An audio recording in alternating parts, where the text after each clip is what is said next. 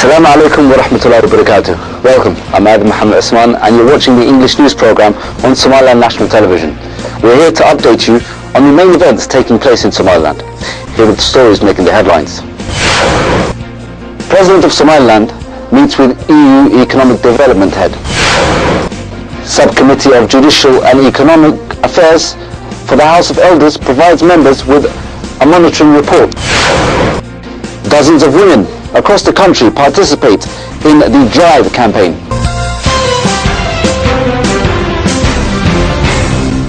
The President of Somaliland, Ahmed Mohamed Mahamoud, and the Vice President of Somaliland, Abdurrahman Abdullah Ismail Salehi, joined by other cabinet ministers, met with the head of the European Economic Development Programme at the Presidential Palace in the capital of Somaliland, Hargeisa. The President of Somaliland, Ahmed Mohamed Mahamoud Silanyo, met with the head of European Union Economic Development Programme in his office.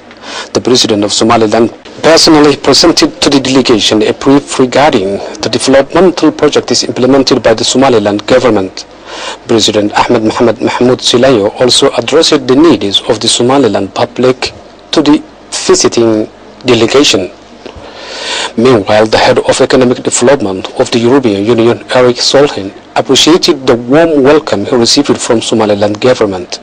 Following the conclusion of the meeting, the Somaliland Minister of Commerce and International Investment, Dr. Mohamed Abdullahi Umar, and the head of economic development for the European Union, Mr. ENG Sa, held a press conference at the Presidential Palace. In the press conference, both officers showed how happy they were regarding the outcome of this meeting.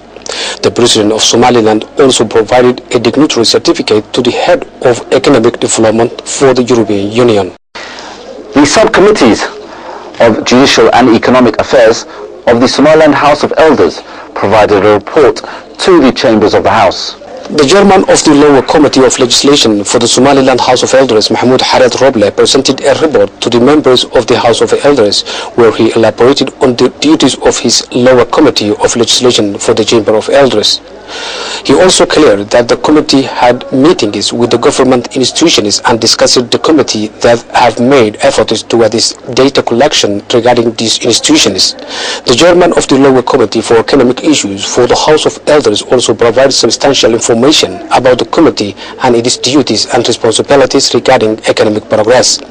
Meanwhile, the deputy chairman of the House of Elders, Saeed Jama Ali, informed to the members of the House of Elders that the police law will be distributed to the members of the House of Elders tomorrow. The Minister of Interior of Somaliland, Ali Mohammed Waran Ade, held a press conference at his office discussing the importance of real-time charges setting to captured perpetrators.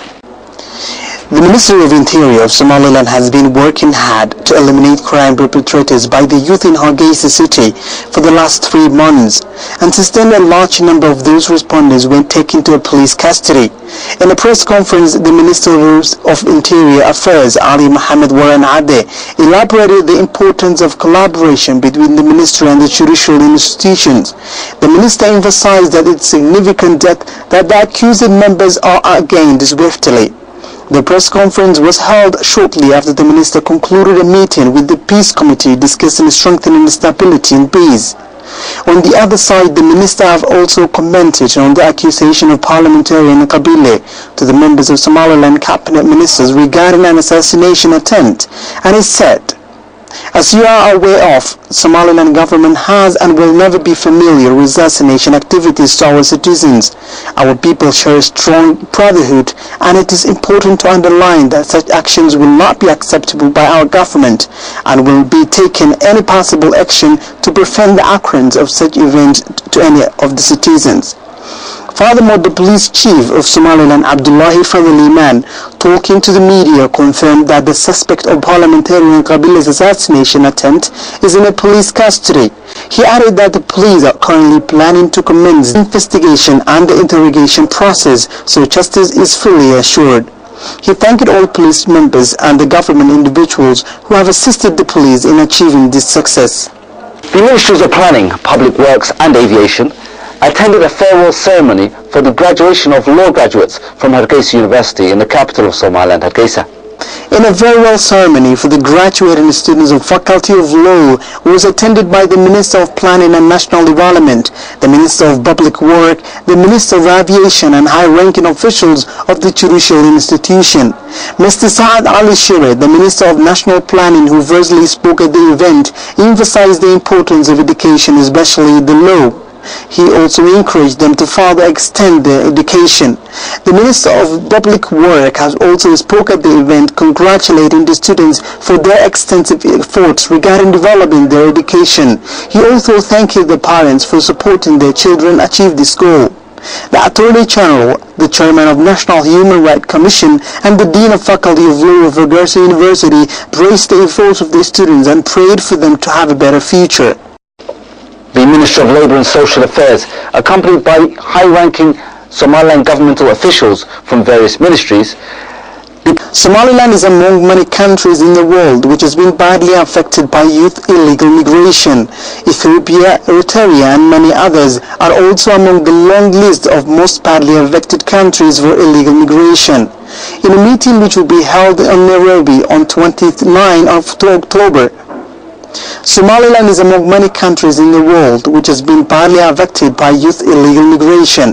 Ethiopia, Eritrea and many others are also among the long list of most badly affected countries for illegal migration.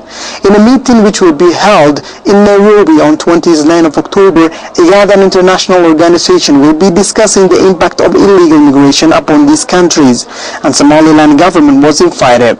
The Minister of Labour and Social Affairs of Somaliland, Mohammed Ahmed Garad, who is also the head of Anti-Migration Committee, which has been nominated by the President of Somaliland, Ahmed Silanyo, accompanied by a high-ranking official from the Ministries of Foreign and Interior Affairs, have departed from Igal International Airport to attend this meeting. The minister, talking to Somaliland National Television Somali Department, discussed the significance of coordinating joint action against migration. Furthermore, he added that this meeting is following a series of meetings in Djibouti and Addis Ababa. The Mayor of Boroma, joined by the Presidential Consultant for Female Affairs, attended a meeting organized by the Pontus Marine Organization. Pontus Marine, the first large fishing company in Somaliland, is currently working on enlightening the Somaliland society inside and outside of Somaliland the importance of investing in this company, which they said have a bright and successful future. In a meeting which was held in Boroma, it was participated by Mayor of Boroma City and consultants for women's affairs to the President and a large number of Boroma business community.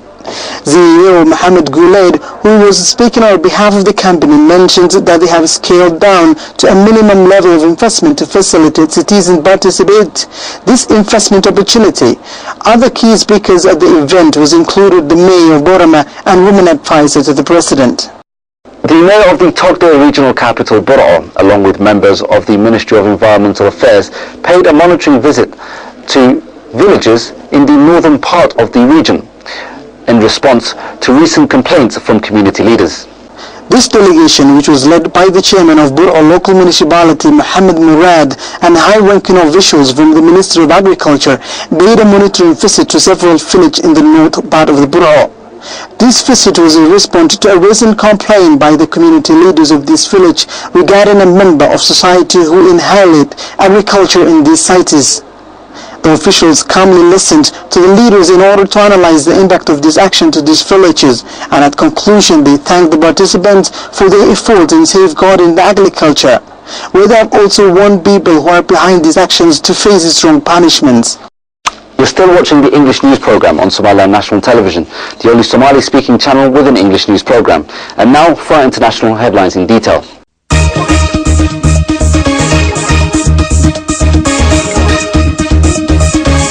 Thousands of women across the country participate in the Drive campaign, despite threats and warnings from government, as reported by our correspondent Mohammed Salim. The Interior Ministry has reiterated that anyone flouting the ban is likely to face unspecified punishment. Saturday's planned protest is the third of its kind since 1990. About 17,000 people signed a petition calling either for women to be allowed to drive or for an explanation of why the prohibition should remain in force. Campaigners Missionaries are encouraging women to take to the wheel in defiance of the ban. After the 1990 protest, a number of women were arrested or lost their jobs. An Interior Ministry spokesman, Mansour al-Turki, considerably toughened the Saudi government line on the woman drivers campaign on Thursday. A previous statement on Wednesday was confusing, with both those pro and anti the campaign believing it favored them. But Mr. Turki explicitly restated that women were prohibited from driving with violators and their supporters likely to face unspecified measures. A campaign activist, Saki Safar, said this was an unusually explicit statement of the ban, which is informal rather than enshrined in Saudi law. It's no longer an issue of a social choice that the government does not itself support the ban. But Mr. Safar believes the government is still sending mixed messages as it itself decided over whether to lift the ban. Earlier this week, about 100 conservative clerics asked for an audience at the royal court in the capital, Riyadh, to denounce the campaign as conspiracy by women and a threat to the country. But there have been indications of a less hardline attitude by the authorities than back in 1990s, and a second protest in 2011. As part of the latest campaign, dozens of women have posted online videos of themselves driving in different Saudi cities. None of them has been arrested. The activists behind the campaign believe the public mood is changing, with many more people, including an increasing number of men, publicly supporting the lifting of the ban. The humanitarian coordinator for United Nations, Valeria Amos, demands stronger action by the Security Council to get desperately needed food into Syria. Mohammed Salam has more. The United Nations aid chief has demanded stronger action by the UN Security Council to get desperately needed aid into Syria, where 2.5 million people in need have not received help for almost a year. Valeria Amos, the UN Emergency Relief Coordinator, called upon members of the Council on Friday to exert influence and take the necessary action to stop this brutality and violence. This is a race against time. 3 weeks have passed since the adoption of this Council's statement, with little change to report. Amos told the Security Council, "As we deliberate, people continue to die unnecessarily. Violence and excessive red tape have slowed aid delivery in Syria, where more than 100,000 people have been killed in the 2.5 years of a war, and about 2.1 million have fled." After months of talks, the 15-member Security Council approved a non-binding statement October 2 urging increased humanitarian access. The Security Council adopted the statement on humanitarian access less than a week after overcoming a long diplomatic impasse between Russia and Western countries to pass a resolution to rid Syria of chemical arms. Senior UN diplomat said that Russian Foreign Minister Sergei Lavrov had at the time dismissed the possibility of a legally binding resolution on aid access. British UN Ambassador Mark Lyall Grant said of the briefing by Amos on Friday that if the aid statement is not being taken seriously, then obviously it behooves us to look at stronger vehicles, including a resolution. Russia, a close ally of Syrian President Bashar al-Assad, have vetoed 3 Security Council resolutions since October 2011 that would have condemned the government and threatened it with sanctions. And that's all the news we have for you today. Thanks very much for watching. Until next time, Assalamu alaikum wa rahmatullahi wa barakatuh.